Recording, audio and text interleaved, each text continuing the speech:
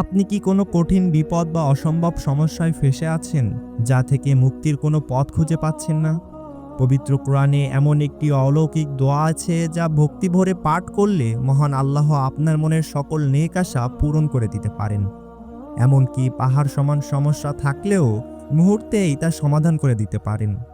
এই দোয়াটি কখন এবং ঠিক কোন গোপন নিয়মে পড়লে সবচেয়ে দ্রুত ফল পাওয়া যায়, তা আপনারা এই ভিডিওটি একদম শেষ পর্যন্ত দেখলে বুঝতে পারবেন। ভিডিওর শেষ অংশে আমি এমন এক বিশেষ সময়ের কথা বলবো যখন দোয়া করলে তা সরাসরি আল্লাহর আরশে গিয়ে পৌঁছায়।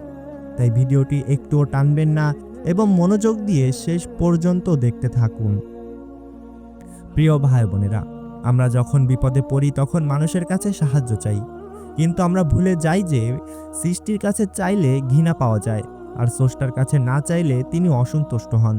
পবিত্র কোরআনের 21 নম্বর সূরা অর্থাৎ সূরা আল আম্বিয়ার 87 ও 88 নম্বর আয়াতে মহান আল্লাহ তাআলা হযরত ইউনুস আলাইহিসসালামের সেই অলৌকিক ঘটনা উল্লেখ করেছেন। যখন তিনি মাছের পেটে অন্ধকার অবস্থায় আটকা পড়েছিলেন, তখন তিনি এই দোয়াটি পড়েছিলেন, যার অর্থ, অতঃপর আমি ইউনুসের ডাক শুনলাম এবং তাকে দুঃখ থেকে মুক্তি দিলাম, আর এভাবেই আমি বিশ্বাসীদের মুক্তি দিয়ে থাকি।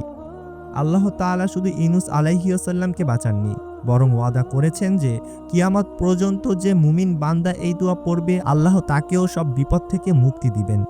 হাদিস শরীফে এসেছে, রাসূলুল্লাহ সাল্লাল্লাহু আলাইহি ওয়াসাল্লাম বলেছেন, কোনো মুসলিম যদি কোনো বিষয়ে এই দোয়াটি পড়ে আল্লাহর কাছে প্রার্থনা করে, আল্লাহ অবশ্যই তার সেই দোয়া কবুল করবেন। এবার চলুন জানি আমলের সবচেয়ে গুরুত্বপূর্ণ অংশ, কখন এবং ঠিক কতবার পড়বেন। সেই দোয়াটি হলো, লা ইলাহা ইল্লা আনতা সুবহানাকা ইন্নী কুনতু মিনাজ জালিমিন। প্রতিদিন 5 ওয়াক্ত ফরজ নামাজের পর জায়নামাজে বসে এই আমলটি করা সবচাইতে উত্তম। তবে আপনি যদি অতি দ্রুত ফল চান, তবে শেষ রাতে তাহাজ্জুদের সময়টি বেছে নিন। আমলটি শুরু করার আগে 3 বার দুরুদে ইব্রাহিম বা ছোট কোনো দুরূদ শরীফ পাঠ করে নিন। এরপর পূর্ণ একাগ্রতার সাথে এবং আল্লাহর উপর অটল বিশ্বাস রেখে এই দোয়াটি অন্তত 100 বার পাঠ করুন। পাঠ করার সময় মনে মনে আপনার ওই নির্দিষ্ট আশা বা সমস্যার কথা স্মরণ করবেন। আমল শেষ করে হাত তুলে আল্লাহর কাছে অত্যন্ত বিনয়ের সাথে দোয়া করবেন। ভিডিওর শুরুতে আমি আপনাদের বলেছিলাম একটি গোপন আমল এবং শর্তের কথা। অনেকে অভিযোগ করেন যে তারা আমল করেন কিন্তু ফল পান না। এর প্রধান কারণ হলো দুটি।